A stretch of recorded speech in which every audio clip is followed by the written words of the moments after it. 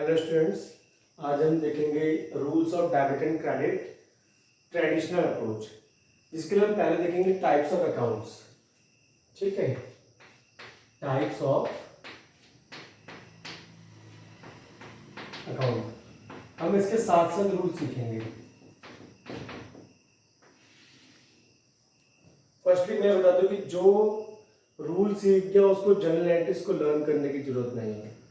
Rules आपने एक बार prepare कर लिए, रूल्स एक बार अपने माइंड में फिट कर लिए, तो आपको बार बार जनरल एंट्रीज लर्न करने की जरूरत नहीं है। आप एक बार ये 3 रूल्स को अडॉप्ट कीजिए और आपको एंट्रीज आप खुद बना लेंगे। ठीक है, अब यहाँ पे देखते हैं हम। सबसे पहला है हमारा पर्सनल अकाउंट। पर्सनल अकाउंट, इसमें सिंपल सा लॉजिक है। Name related transactions are recorded. Name related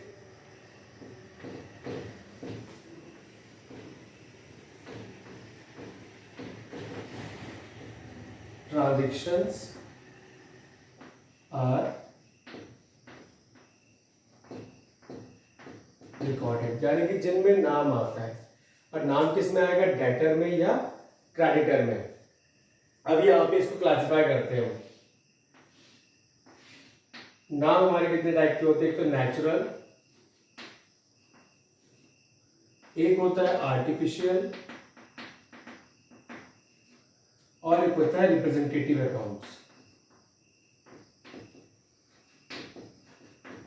representative natural जैसे हम सब लोग हैं, ह्यूमन बींग्स। हमारा जन्म हुआ, हमारे माँ बाप ने हमारा नामकरण किया, तो वो होता है ऐसे हमने नाम लिख दिया रोहित, मोहित। ठीक है, इस तरीके से हमने कंपनी क्रिएट करी, हमने कंपनी बनाई, कंपनी का नाम रख दिया रिलायंस, कंपनी का नाम रख दिया एयरटेल, कंपनी का नाम रख दिया एसीसी। तो इसी को हम बोलते हैं सेपरेट लीगल एंटिटी। जो आपने बिजनेस में पढ़ा होगा, सेपरेट लीगल एंटिटी की जिस नाम से हमने अपने कंपनी का नाम रखा है, तो उसी नाम से लोग उसको पहचानेंगे। ओनर्स के नाम से उसको नहीं पहचाना जाता है। ठीक है, इसलिए इसको आर्टिफिशियल बोले या सेपरेट लीगल एंटिटी बोले। वही चीज हमारे अकाउंट्स में आ गई कि वो एक आर्टिफिशियल पर्सनल अकाउंट है। ठीक है, रिप्रेजेंटेटिव की अगर हम बात करें तो रिप्रेजेंटेटिव में हमारा सैलरी आउटस्टैंडिंग हो गया, सैलरी आउटस्टैंडिंग, प्रीपेड रेंट। इस टाइप के जो हमारे अकाउंट जो क्रिएट होंगे वो सब हमारे किस में आएंगे? रिप्रेजेंटेटिव पर्सनल अकाउंट में। ये जो है हमारा नेचुरल पर्सनल अकाउंट, जिसमें ह्यूमन बींग्स के नाम वगैरह जो कुछ भी, चाहे वो डेटर हो चाहे क्रेडिटर हो, उसको हम इन्वॉल्व करेंगे। आर्टिफिशियल में जो हम कंपनी जो बनाते हैं, कंपनी जो क्रिएट करते हैं, उसमें जो हम उनका नाम रजिस्टर करवाते हैं उसको बोलते हैं हम आर्टिफिशियल पर्सनल अकाउंट। और रिप्रेजेंटेटिव पर्सनल अकाउंट में अगर ये केवल सैलरी होता तो ये नॉमिनल अकाउंट होता। ठीक है, बट जहां पे एक लायबिलिटी में कन्वर्ट हो गया तो ये क्या हो जाएगा? हमारा रिप्रेजेंटेटिव पर्सनल अकाउंट। ठीक है, अब इसके रूल को देखेंगे हम। अब इसके रूल को देखेंगे कि इसका रूल क्या है। वैसे मोस्टली आप लोगों ने पढ़ा होगा इसका कि एक रूल है, पर हम इसको 2 रूल्स में कन्वर्ट करेंगे ताकि थोड़ा सा आपको इजी हो जाए।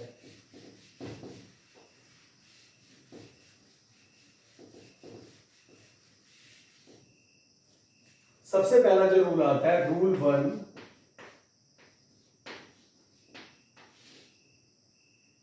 डेबिट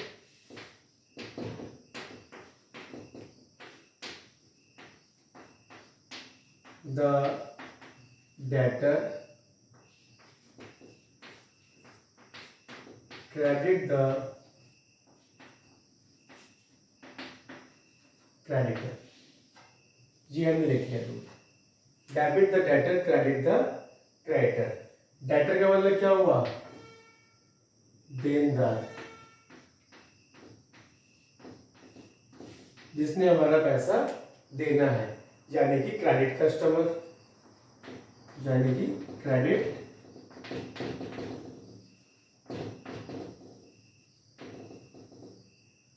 जो हमसे सामान उधार लेके जाता है वो होता है हमारा क्रेडिट कस्टमर। ठीक है, और क्रेडिटर कौन है? लेनदार जिसने हमसे पैसा लेना है, डेटर देनदार जिसने हमारा पैसा देना है, क्रेडिटर लेनदार जिसने हमसे पैसा लेना है, यानी कि सप्लायर हो गया या जिस किसी ने भी हमको पैसा उधार दिया हो तो वो पर्सन हो गया। तो ये होते हैं हमारे debit the debtor, credit the creditor. अब अगर हम एग्जांपल लेते हैं कि गुड्स सोल्ड टू रोहित, कि अगर हम गुड्स सोल्ड करें रोहित को, और रोहित तो हो गया हमारा देखो पर्सनल अकाउंट, रोहित हो गया हमारा पर्सनल क्योंकि नाम आ गया तो ये हो जाएगा पर्सनल। पर यहाँ पे सेल्स करी है तो इनकम भी जनरेट हो रही है, बट आगे ना तो उसके कैश लिखा है, ना आगे चेक लिखा है, ना कोई डिजिटल पेमेंट लिखी है, तो हम उसको क्या ज्यूम करेंगे कि वो क्रेडिट सेल्स है। क्या है वो? क्रेडिट सेल्स है, यानी कि क्रेडिट सेल्स यानी कि क्रेडिट कस्टमर यानी कि डेटर। समझ में आ रही बात कि जिसको हमने उधार बेचा वो हमारा क्रेडिट कस्टमर, यानी कि रूल क्या लेंगे, डेबिट द डेटर। तो हमने इसलिए लगा दिया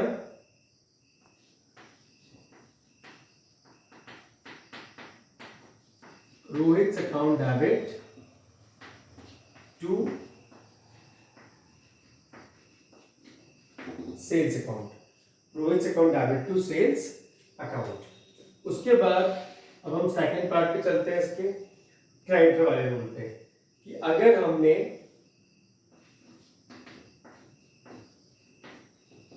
goods purchase from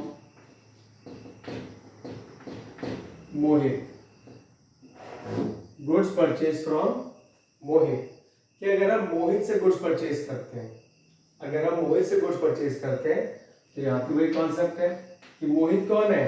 personal account, यानी कि वो क्रेडिटर है। क्यों? क्योंकि उससे जो हम गुड्स परचेज कर रहे हैं वो उधार में खरीद रहे हैं, क्योंकि ना तो आगे कैश लिखा है ना आगे चेक लिखा है। तो यहाँ पे सिंपल सी बात है, जब भी हम गुड्स परचेज करते हैं तो हम लिखेंगे यहाँ पे परचेज। अगर हमने कोई एसेट परचेज की होती तो हम उसका नाम लिख देते, परचेज अकाउंट डेबिट टू मोहित, यानी कि क्रेडिटर। अब एक बार फिर समझ लेते हैं, ये है डेबिट द डेटर यानी कि क्रेडिट कस्टमर, और हमने यहाँ लिखा गुड सोल्ड टू रोहित। हमने रोहित को अगर सामान बेचा और आगे कैश चेक कुछ नहीं लिखा है तो वो हो जाएगा डेटर, यानी कि उसको हमने उधार सामान बेचा, तो इसलिए रूल एप्लीकेबल होगा डेबिट द डेटर। तो Rohit account debit to sales account, ठीक है। उसके बाद ऐसे हमने लिखा goods purchase from Mohit, goods purchase from Mohit, तो ये आ जाएगा हमारा purchase account debit to Mohit account, ठीक है। अब हम अगले जो रूल है इसका उसकी तरफ चलेंगे।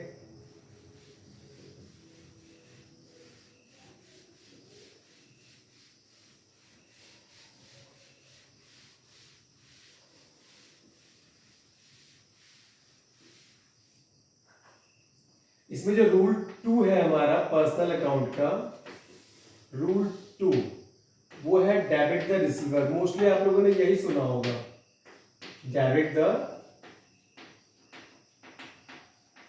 Receiver, credit the giver. ये इसका एक सेकंड रूल हो गया, ठीक है, कि जो रिसीव करेगा उसको हम डेबिट करेंगे और जो पेड करेगा या जो कुछ देगा सामान वो क्रेडिट होगा क्योंकि वो गिवर है। अब जैसे हमने यहाँ पे लिखा है क्वेश्चन कि कैश पेड टू मोहित। अब सिंपल सी बात है, मोहित को हम पैसा दे रहे हैं, हम किसको पैसा दे रहे हैं? मोहित को। तो मोहित कौन हुआ? रिसीवर। मोहित कौन हो जाएगा? रिसीवर। तो हमने यहां पे लिखा मोहित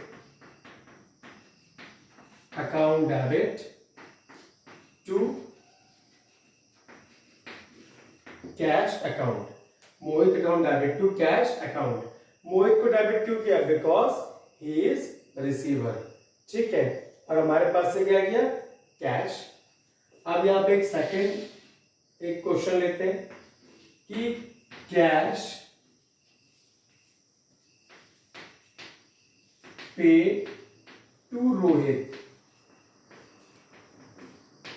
हमने जो है रोहित को कैश पेड किया। हमने किसको कैश पेड किया, रोहित को। तो रोहित कौन हो जाएगा, फिर से वही एंट्री आ गई हमारी।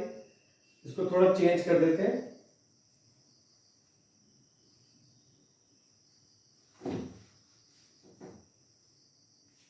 Cash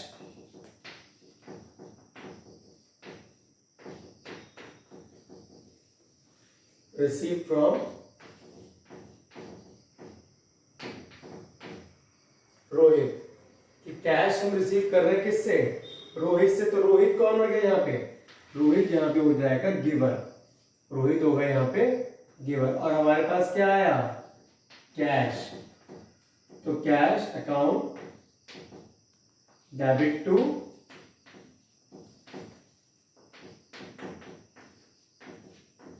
Rohit account.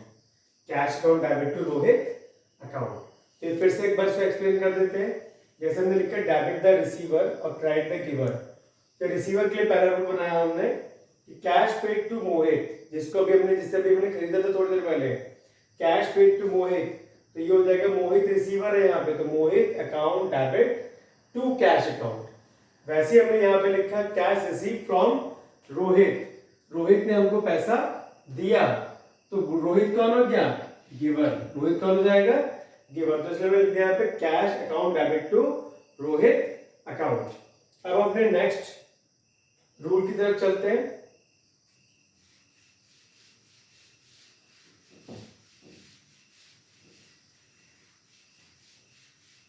ये सब हम ट्रेडिशनल अप्रोच पढ़ रहे हैं अभी, यानी कि जो पुराने जो रूल्स थे उनको पहले फॉलो करेंगे, उसके बाद मॉडर्न अप्रोच की तरफ चलेंगे।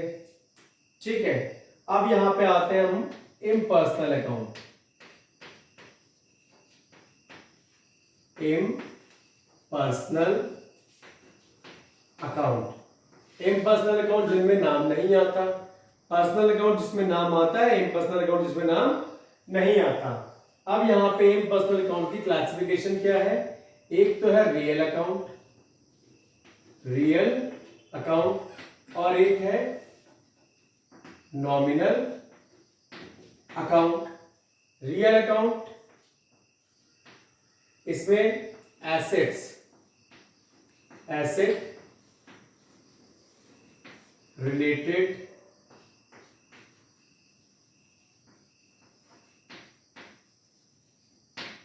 Transactions are recorded.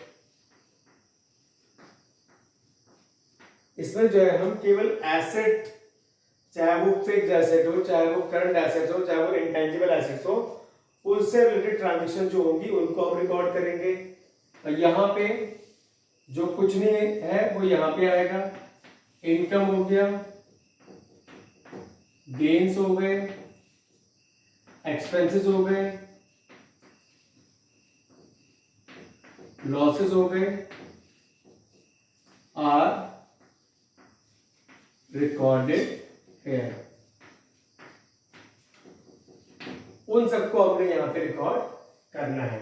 Impersonal account में दो पार्ट्स है हमारे, एक तो रियल अकाउंट और एक नॉमिनल अकाउंट। इसको दोबारा बता देते हैं। रियल अकाउंट में एसेट रिलेटेड ट्रांजैक्शन जो होंगी हम केवल उनको रिकॉर्ड करेंगे, और नॉमिनल अकाउंट में इनकम, गेन्स, एक्सपेंसेस और लॉसेस आर रिकॉर्डेड हियर। मतलब पर्सनल अकाउंट में तो डेटर और क्रेडिटर आ गए, ठीक है, और इम्पर्सनल के फर्स्ट पार्ट में रियल अकाउंट में एसेट्स आ गई, और थर्ड पार्ट में इनकम, गेन्स, एक्सपेंसेस और लॉसेस, ये सारे के सारे जो भी बचेगा वो यहां पे आ जाएगा। ठीक है, अब इस पे भी एक एक करके आते हैं।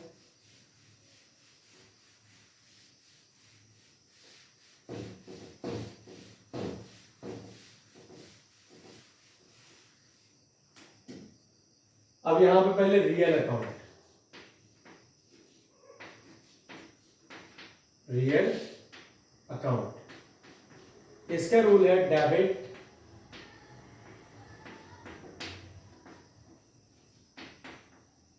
what comes in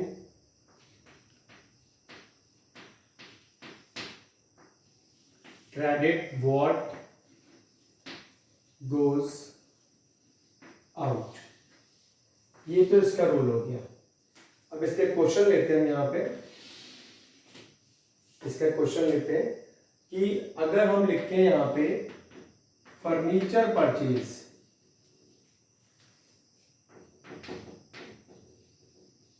furniture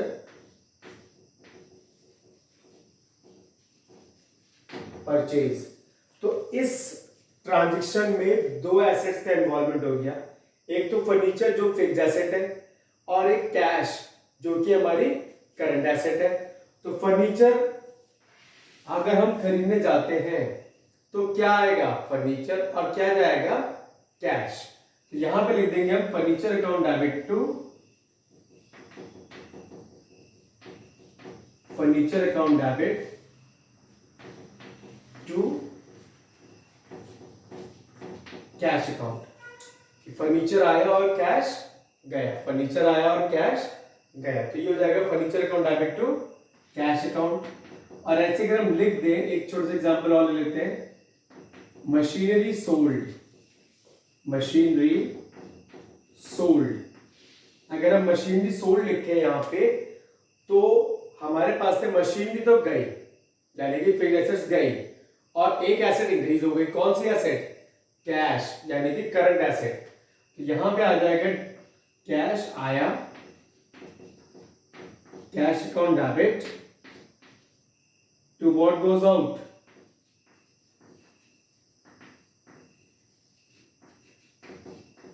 machinery account. तो ये हो गया हमारा रियल अकाउंट का, कि फर्नीचर जब परचेज करेंगे तो फर्नीचर आएगा और कैश जाएगा, और अगर कोई एसेट को सोल्ड करेंगे तो कैश आएगा और वो पर्टिकुलर एसेट जाएगी, जैसे यहाँ पे मशीनरी जा रही है।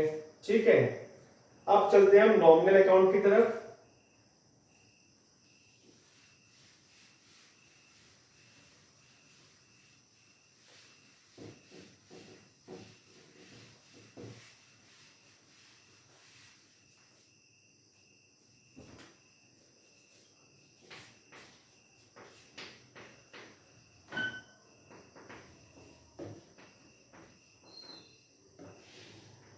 नॉमिनल अकाउंट, इसका जो रूल है, debit all expenses or losses, credit all income or gains। जितने भी एक्सपेंसेस और लॉसेस होते हैं उनको हम डेबिट करते हैं, जितने भी इनकम और गेन्स होती हैं उनको हम क्रेडिट करते हैं। अब एक्सपेंस और लॉसेस में छोटा सा डिफरेंस है। जैसे मान लो कि जहां पे वर्ड लिखा हुआ आ गया पेड, कि हमने पेड किया, तो यानी कि वो हमारा खर्चा है।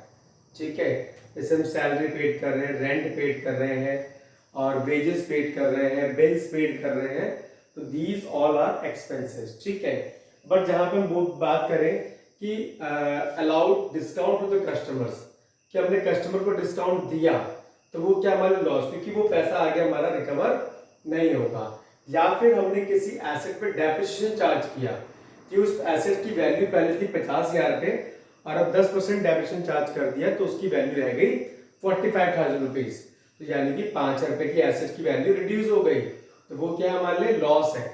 ठीक है, तो अब इसमें एक एग्जांपल लेते हैं पहले तो, कि सैलरी पेड।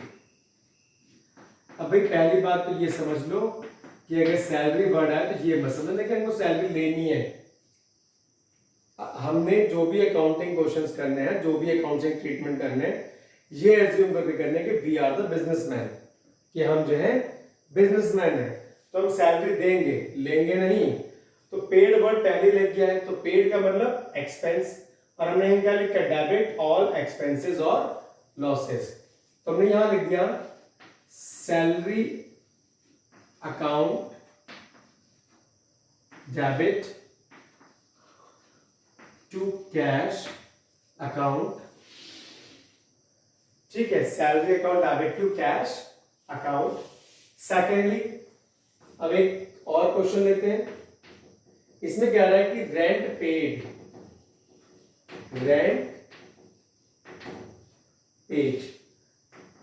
फिर यहां पे वर्ड आ गया पेड, कि हमने रेंट पेड किया। तो जब रेंट पेड किया तो ऑब्वियस सी बात है कि वो क्या है, एक्सपेंस है। तो हम रेंट को डेबिट कर देंगे यहां पे, rent account debit to cash account, rent account debit to cash account. उसके बाद नेक्स्ट लिखते हैं, अब हमने रेंट की एक वर्ड को चेंज करेंगे और एंट्री चेंज। ठीक है, हमने लिख दिया यहां पे रेंट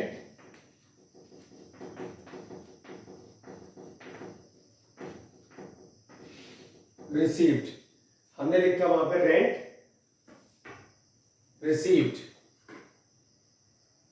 तो यहां पे चेंज हो गया, वो आ गया कैश अकाउंट डेबिट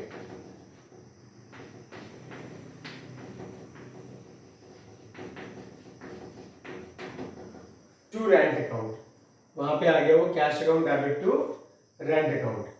तो देखो बच्चों, इसको आज पढ़ के देखना और इसको अंडरस्टैंडिंग में लेना कि ये सब रूल्स हमारे लिए कितने जरूरी हैं। जितना ज्यादा हम इसको डीपली पढ़ेंगे उतना ज्यादा हमको ये जर्नल एंट्रीज प्रिपेयर करने में हेल्प करता है। और जर्नल एंट्री हमारा सबसे बड़ा बेस है।